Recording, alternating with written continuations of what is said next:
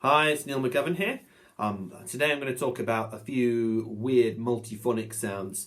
If you don't know what multiphonics are, it's probably something you have actually played maybe by accident before.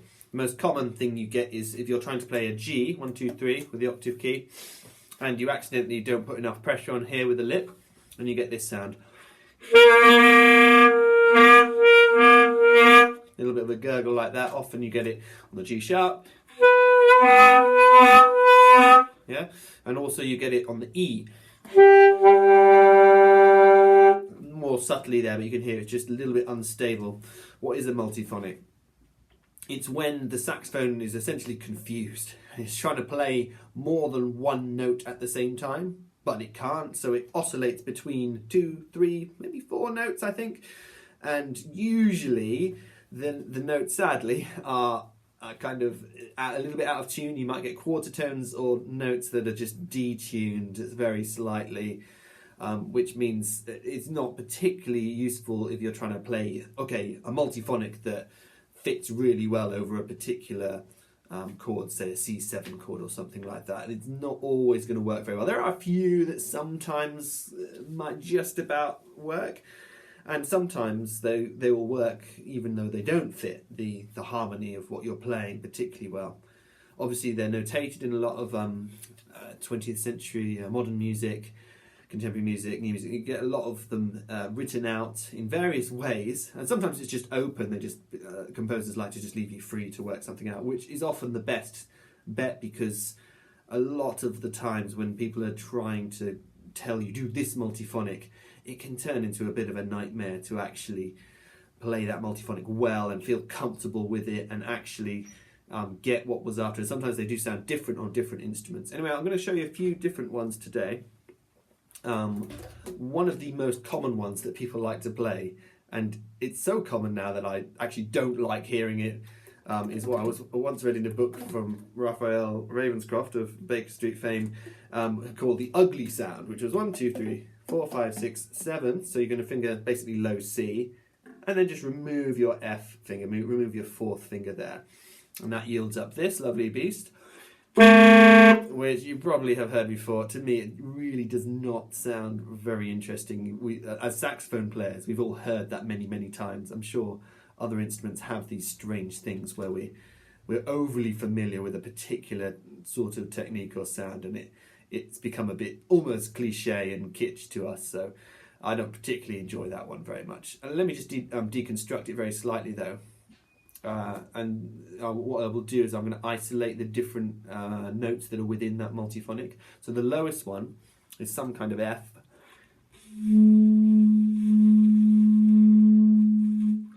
There's a little sort of out of tune F, isn't it? The next one.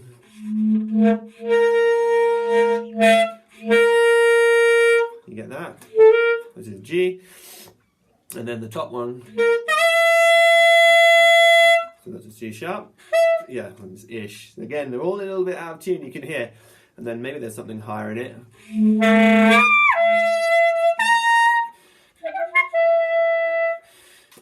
Yeah, so you get a little bit of a G as well. So there's a lot of kind of a tritone type ones. I mean, it's already dealing in quite dissonant intervals, and then it's detuned.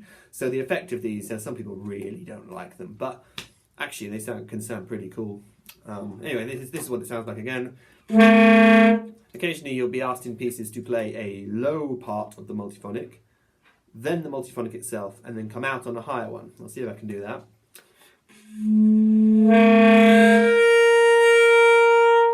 Yeah, so you get a kind of 3-way thing like that. That can be quite interesting to do. Let me show you some different multiphonics as well. One that I have found sometimes fits quite well into a more tonal setting would be, let me get this right, 1, 2, 3, 4, 5, so like E, and then go straight down to low C. So it's basically low C but missing out your D key. I think that's like this.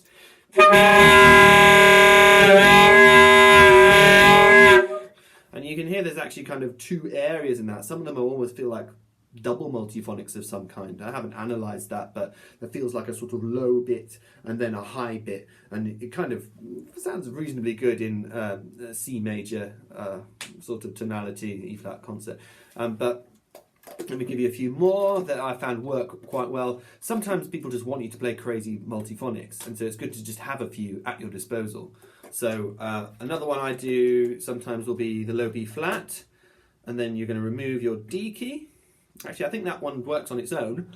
But even better is if you add the A, the side B flat. I said side A sharp, so I always think of it as A sharp here.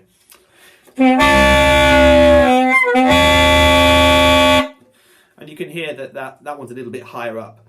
With all these multiphonics, you're going to find that sometimes you need to sort of voice them quite high or maybe quite low. Some of them are only going to work at low dynamics. Some of them are going to only work if you blast them very loudly. And it really is just a sort of subtle blend of lip pressure and how much air you're putting through.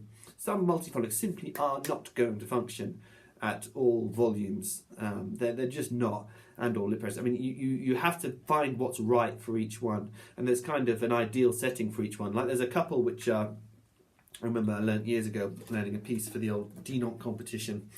This is really weird fingering. I'll have to just come back and show you. So this is, actually I can't remember it.